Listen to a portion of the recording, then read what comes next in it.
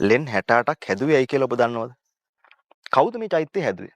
මේ චෛත්‍යය එදා ධවල වර්ණයෙන් විරාජමානව වැඩ ඉන්නට ඇති. එතකොට ථූපාරාමයට කලින් මේක තිබ්බා කියන එක මහා වංශයේ විසින්ම හිතන අයට හිතන්න අවස්ථාව සලසලා තියෙනවා.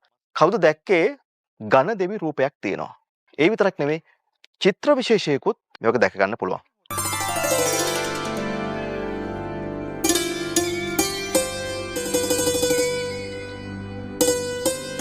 අපි බොහෝ විට පෙන්වන්නේ ඔබට ඇස නොගැටුණු තැන්. මේ වැඩසටහන් මාලාම දියත් උනේ එවැනි ස්ථාන පෙන්වන්න. අපි කොච්චර ස්ථාන සමාජගත කරලා ඔබව ඒ තැන් වලට යන තැනට අපි ඔබව පෙළඹුවාද? ඒ කියන්නේ අපි බොහොම නිහතමානීව ආඩම්බර වෙනවා. මිහින්තල එන හැම කෙනෙක්ම යන්නේ චේතිගිරියට.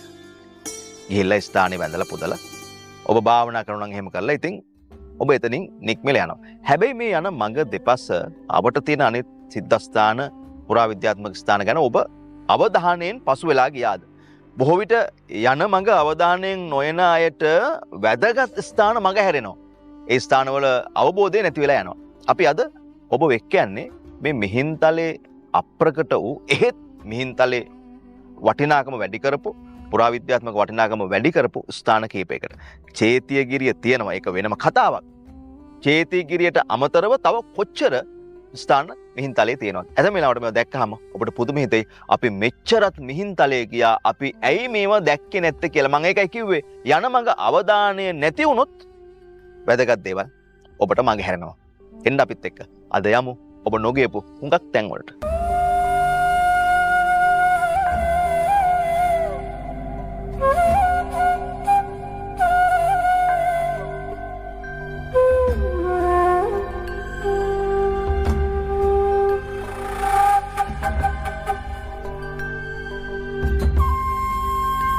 උඩට යන කෙනෙකුට මාර්ගයේ දෙපස හරියට බැලුවොත් හුඟක් දේවල් පේනවා. ලෙන් 68ක් තියෙනවා. 8 සැට ලෙන කියලා හඳුන්වන්නේ ඒ ලෙන් පද්ධතිය. අපි ඉස්සරහට යමු.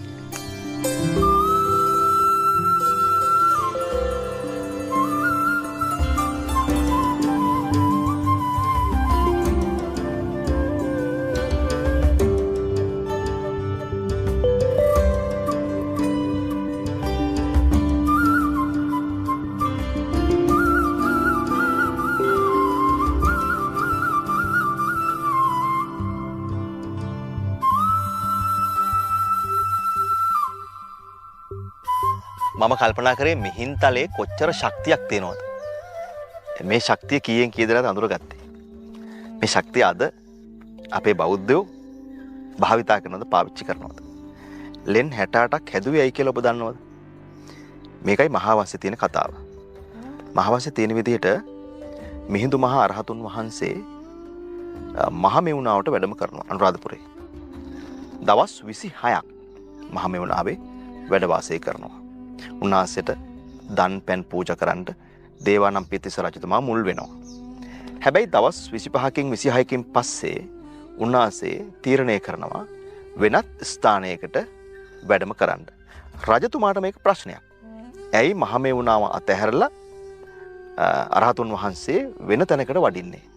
මිහිඳුමා රහතුන් වහන්සේ උන්වහන්සේගේ පිරිවරත් එක්ක වැඩම කරනකොට රජතුමත් මේ ගැන සොයන්නට පස්සෙන්ම ගමන් කරනවා. මිහිඳු මහ රහතන් වහන්සේ ප්‍රමුඛ ඒ මහා සංඝයා වහන්සේලා ඇවිත් එක ස්ථානයක නතර වෙනවා. එමේ මිහින්තලාව අවට. රජතුමා විමසනවා මහා රහතුන් වහන්සේ ඔබ වහන්සේ ඇයි මහමෙවුනාව අතහැර මේ ස්ථානෙට වැඩියේ? මිහිඳු මහ රහතුන් වහන්සේගේ පිළිතුර තමයි වස්වසන්ඩ මේ ස්ථානෙට වැඩියා කියන එක. දැන් පැහැදිලිනේ කාරණේ.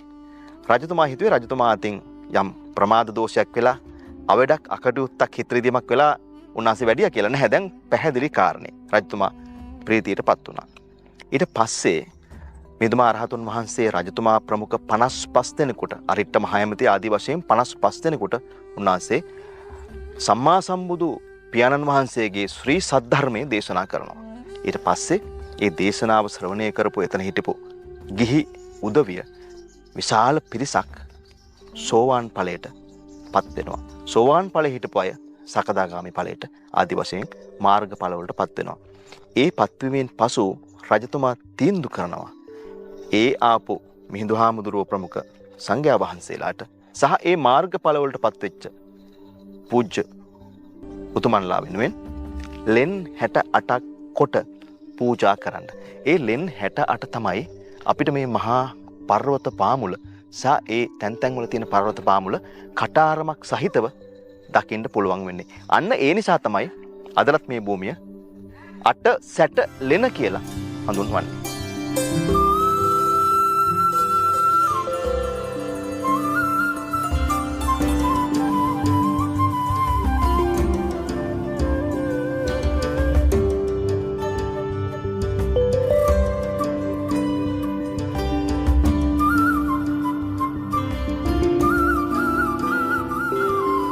මහාවංශේ මෙහෙම තියෙනවා.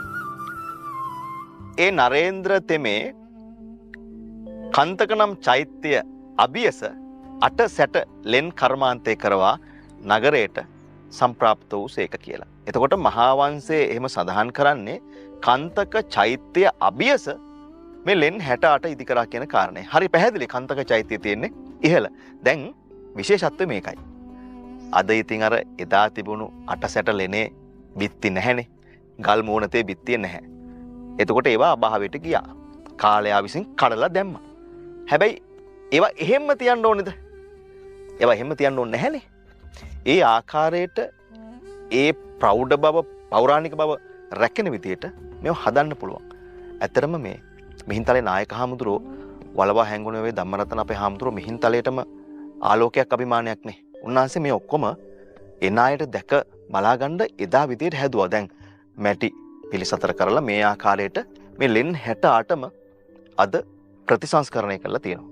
ඒක සතුට කරුණක්. ඇත්තටම මේ ලෙන් වල බොහෝ විට විවිධ අවශ්‍යතාවලට වැඩම කරපු ස්වාමින් වහන්සේලාට මේ ලෙන් වල නතර වෙන්න පවා හැකියාව තියෙන ආකාරයට මේ ලෙන් අද හදලා තියෙනවා.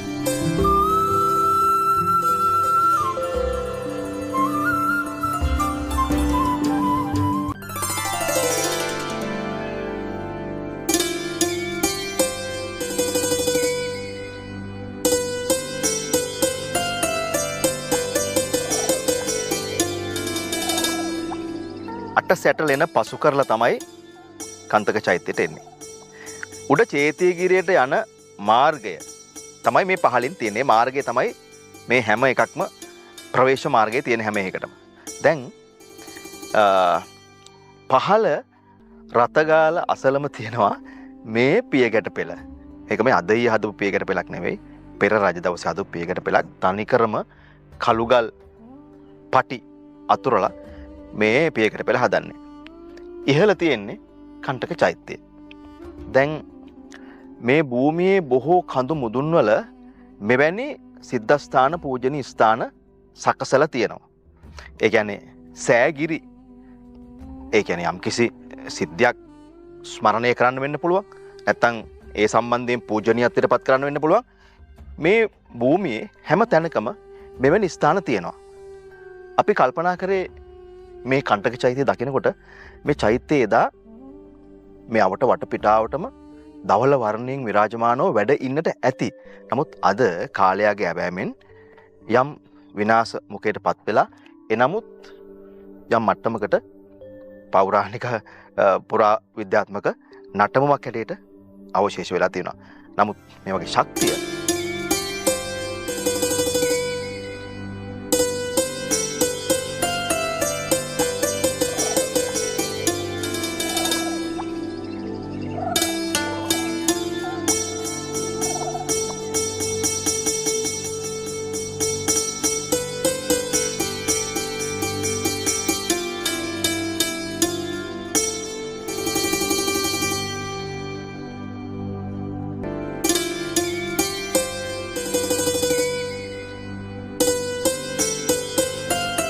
අපි හෙමින් පියගැට පෙළ නැගගෙන කන්තක චෛත්‍යයට ආවා. මේ චෛත්‍ය කාරණා ගණනාවකින් වැදගත් පූජනීය වෙනවා. ඉන්න එකක් තමයි මේ වාහල්කඩ.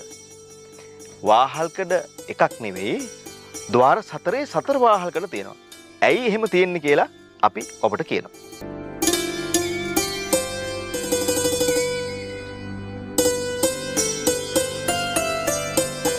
මෙහෙමයි කතාව. මහා වංශයේ තියෙන විදිය සහ සාමාන්‍යයෙන් සම්මතෙන් ඔබට අපිට හිතන්න පුළුවන් කතාව. මහාවංශයේ තියෙන්නේ දේවානම්පියතිස්ස රජතුමා 8 සැට ලෙන ඉදි කරවන්නේ මිහිඳුමා රහතුන් වහන්සේගේ පළමු වස් කාලයේ උදෙසා ඒහා සම්බන්ධයෙන් කතාවක් ඇතුළේනේ 8 සැට ලෙන නිර්මාණය කරන්නේ. උන්වහන්සේගෙන් ධර්මයේ ශ්‍රවණය කරපු මාර්ගඵලලාභීන්ට වැඩ වාසය කරන්නේ. හැබැයි 8 සැට ලෙන පිහිටන්නේ කන්තක චෛත්‍ය අභියස.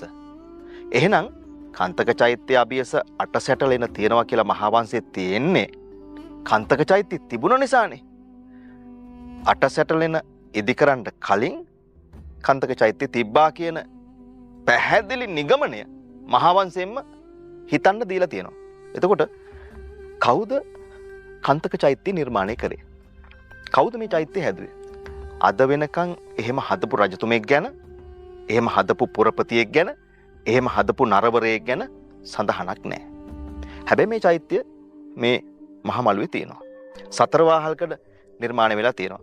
මිහිඳුහාමුදුරුවෝ හා සම්බන්ධයෙන් තියෙන කතා ප්‍රවෘත්තිත් එක්ක උන්වහන්සේගේ පළමු වස් කාලය මෙහි ගත කරනවා. හැබැයි ඊට කලින් චෛත්‍ය තිබ්බා.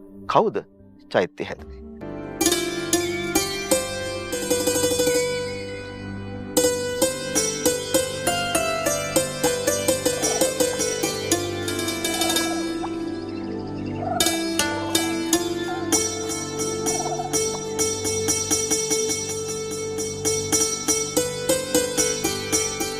අපි ඔබට කිව්වා ලෙන් 68 හා සම්බන්ධයෙන් මහාවංශයේ 10 වෙනි පරිච්ඡේදයේ මේ කතාව තියෙන්නේ කියලා.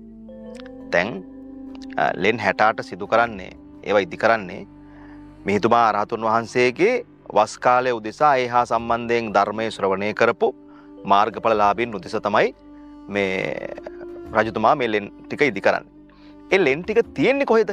ඒ ලෙන් ටික තියෙන්නේ මහාවංශයට අනුව මෙන්න මේ චෛත්‍ය අභියස. ඒ කියන්නේ කන්තක චෛත්‍ය අභියස තමයි ලෙන් ටික ඉදි කරන්නේ. එහෙනම් කන්තක චෛත්‍ය තියෙන්න එපා කලින්. ඒ කතාවත් අපි ඔබට කිව්වා. දැන් මහාවංශයේ 17 වෙනි පරිච්ඡේදයේ මෙන්න මෙහෙම කතාවක් කියනවා.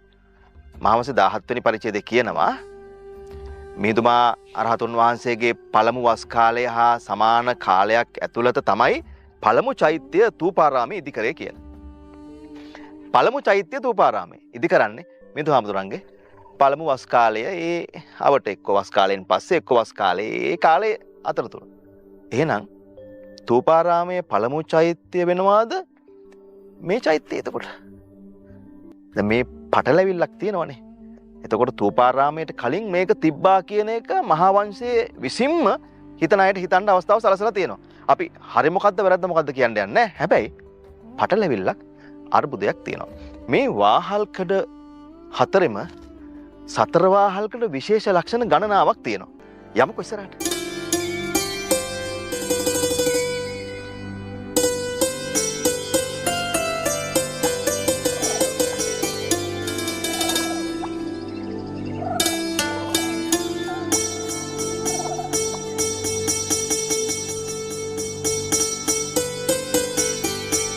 මේ සතරවාහල්කඩ තියෙන කරුණුකාරණා ටිකක් ඕදිස්සි කරොත්, ඒ කියන්නේ සූක්ෂමව පරීක්ෂා කරොත් මේ කැටයම් සහ මේ නිර්මාණය කළ තියෙන විවිධ රූප බලන්න. මේ ඇත් රූප විශේෂයක් තියෙනවා පහළම කොටසේ. ඒ ඇත් රූප එකකට එකක් වෙනස්. සාමාන්‍යයෙන් අපි හිතනවා දැන් අපි ගත්තොත් අලුතෙන් චෛත්‍යයක වට ප්‍රාකාරයේ ඉදි කරන ඇත් රූප දැක්කොත් ඒවා සමානයි. ඒ කියන්නේ සමාන අච්චුවකින් හෝනේ මේක නිර්මාණය කරන්නේ.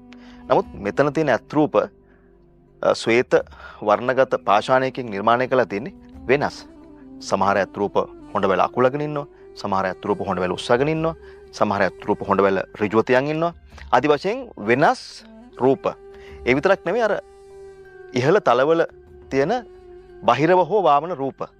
ඒ රූපද එකකට එකක් වෙනස්. ඔබ දන්නවද මේ සතර වාහල්කඩම තියෙන කැටයන් වෙනස් කියලා? මොකද නිකම්ම නිකන් ආවට බලන්න බෑ. ඊටාම පරීක්ෂාකාරීව සෝදිස්සි කරොත් විතරයි කෙනෙකුට බලන්න පුළුවන් වෙන්නේ. කවුද දැක්කේ මේ වාහල්කඩ මස්තකෙහි ඝන දෙවි රූපයක් තියෙනවා? ඇයි ඝන දෙවි රූපයක් මේ කන්තක චෛත්‍යයට ආවේ? කවුද ඝන දෙවියෝ අද හැව්වේ? එතකොට මේ හොයන්න ඕනේ කාරණා. දැන් විශේෂ ලියවැල්, ඒ වගේම විමාන. බලන්න මේ හැම වාහල්කඩකම විමාන තියෙනවා. විමාන 3ක් තියෙනවා. මැද විමානේ ඇතැම් වෙලාවට බුදුන් උදෙසා පූජා කරපු විමානයක් වෙන්න පුළුවන්. දෙපස දෙවිවරු හෝ ඍෂිවරු. ඒ විතරක් නෙමෙයි, චිත්‍ර විශේෂයකුත් හොඳින් හොදිසි කරොත් මේක දැක ගන්න පුළුවන්. බලන්න පේසාවලු පිළිවෙලට තියෙන විදිය. මේ වගේ 4 වාහල්කඩ රුවන්වැලි සෑය තියෙනවා. ජේතවනාරාමේ තියෙනවා. අබේගිරියේ තියෙනවා. පුරාතනයේ හදපු චෛත්‍ය ගණනාවක 4 වාහල්කඩ තියෙනවා මේ ආකාරයට විවිධ නිර්මාණ එකතු කරලා.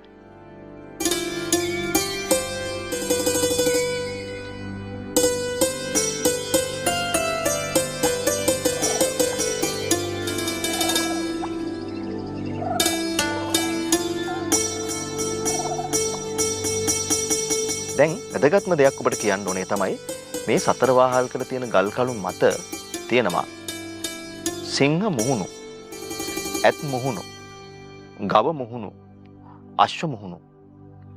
ඇයි 4 වාහල්කඩ කණු මත මේ මුහුණු තිබ්බේ? එහෙමනම් සිංහ මුහුණුම තියන්න තිබ්බනේ.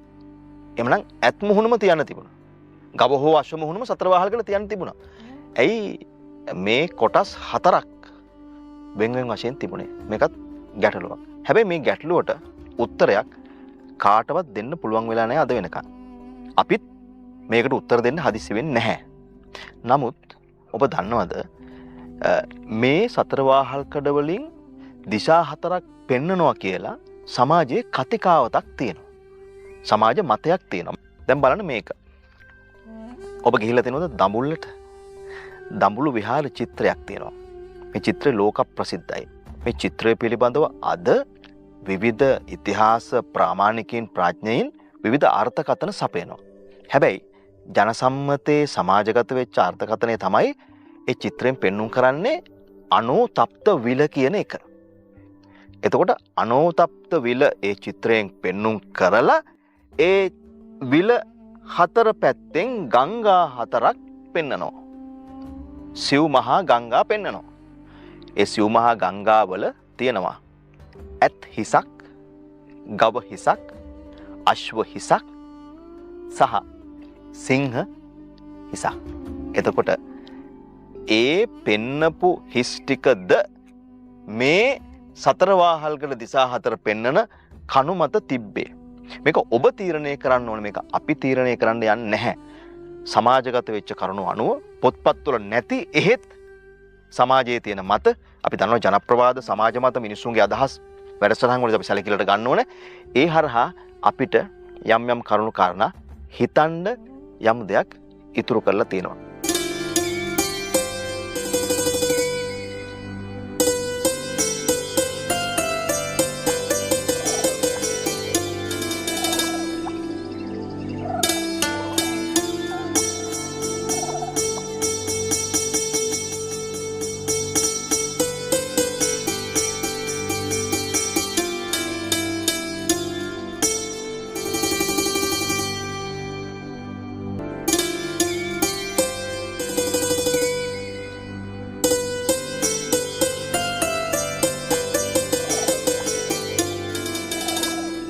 අපි අලුතෙන් හිතුවොත් තමයි අපිට අලුත් දේවල් හම්බෙන්නේ. ඉතින් මිහින්තලාවට එනකොට ඔබ අර ඉහළ පේන චේතේගිරියට යන්නේ. හැබැයි පහළ පේන මේ වගේ ස්ථානවලටත් එන්න. මේ ස්ථානයට දවසකට 10 දෙනෙක් 15 දෙනෙක්වත් එනවද කියන එක ප්‍රශ්නයක්. ඇත්තටම එහෙම විශාල පිරිසක් එන්නේ නැහැ. දන්න අය මේ ස්ථානවලට ඇවිල්ලා භාවනා කරනවා. ඉතින් ඔබ එන්න. මේ චෛත්‍ය පිළිබඳව අපි කතා කරපු කරුණු කාරණා ඔබ හොයන්න. ඔබට පුළුවන් මේ හොයලා ඉතිහාසයේ සමහර කරුණු පිළිබඳව හොඳින් අධ්‍යයනය කරලා තොරතුරු දැනගන්න.